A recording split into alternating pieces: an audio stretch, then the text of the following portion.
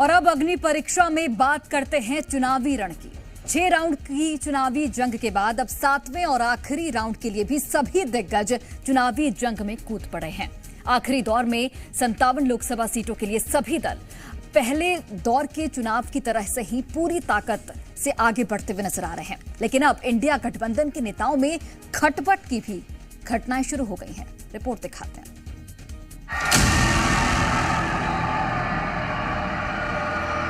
India गठबंधन का account भी नहीं खुलने। जय बांग्ला, जय Bangla.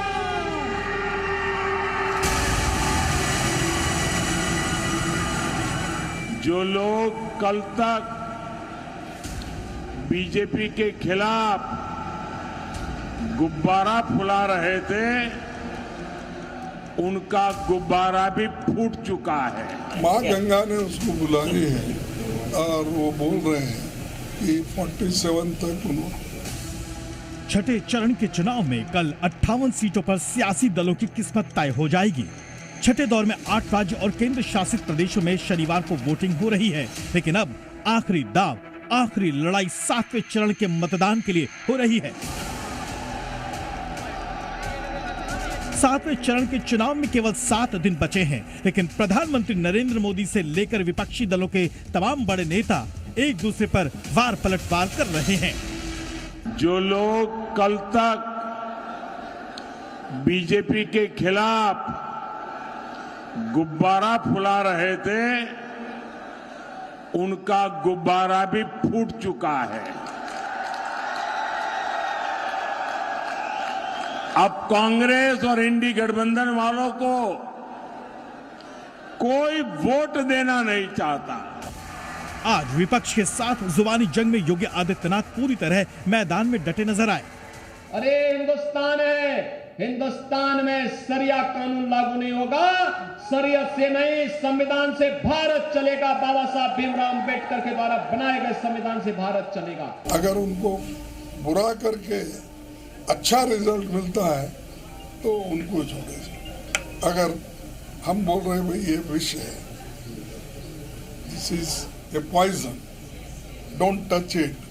No no, whether it is a poison और not, just I will lick. थोड़ा चाट के देखता हूँ, अगर कोई बोला तो what will be the result. So like that Modi 400 पार करा दो, ये मुस्लिम आरक्षण रद्द कर हम पिछड़ा अति पिछड़ा को देने का काम भारतीय जनता पार्टी करेगी। सब हार चुके हैं, इसलिए सब जो है जहर फैलाने का काम कर रहे हैं। ये सब चलने वाला नहीं है। बिहार में भी बीजेपी ने दानापुर में जमकर लालू परिवार पर निशाना साधा।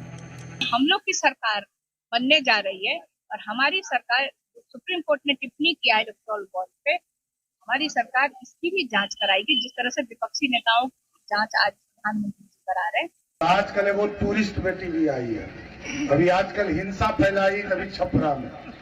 पूरे बिहार में कहीं हिंसा नहीं हुआ साथियों, किसी की हत्या नहीं हुई, लेकिन लालू प्रसाद के परिवार के गुंडागर्दी के चलते छपरा में एक नौजवान की हत्या हुई। इस बीच गुरुवार को 200 सभाएं पूरी करने की खुशी में तेजस्वी यादव ने हेलीकॉप्टर में केक काटकर खुशियां मनाई, तो सत्ता पक्ष और विपक्ष में जमकर जुबानी जंग छिड़ गई। एक झूठ बोलते हैं, इनके झूठ पे बिहार के लोग फंसने वाले नहीं हैं। यहाँ झूठ का, नफरत का ट्रेंड नहीं चलेगा, यहाँ जॉब का ट्रेंड चलेगा। नादानी में लोग ऐसी हरकतें करते हैं। भाई दिन कितने बचे हैं? 4 तारीख को परिणाम आ जाएंगे।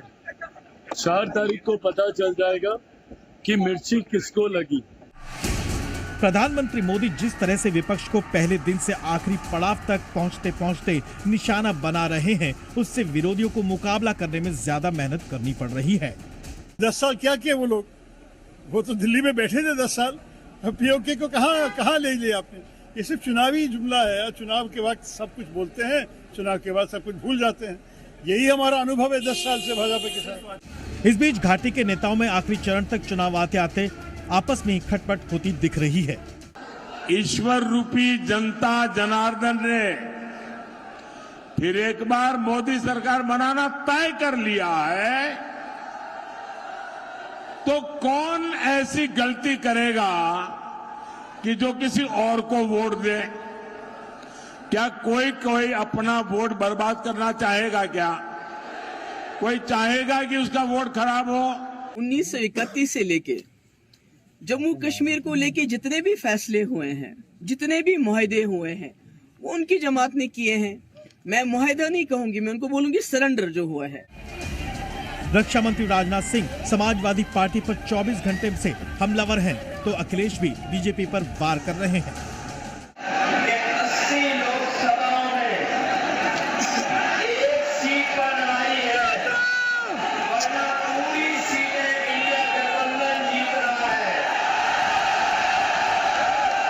कि समाजवादी पार्टी की हालत यह होती जा रही है, आज के चुनाव के 10 साल के बाद बच्चों से पूछेंगे कि सपा जानते हो, तो बच्चे कहेंगे सपा का मतलब समाप्त पार्टी।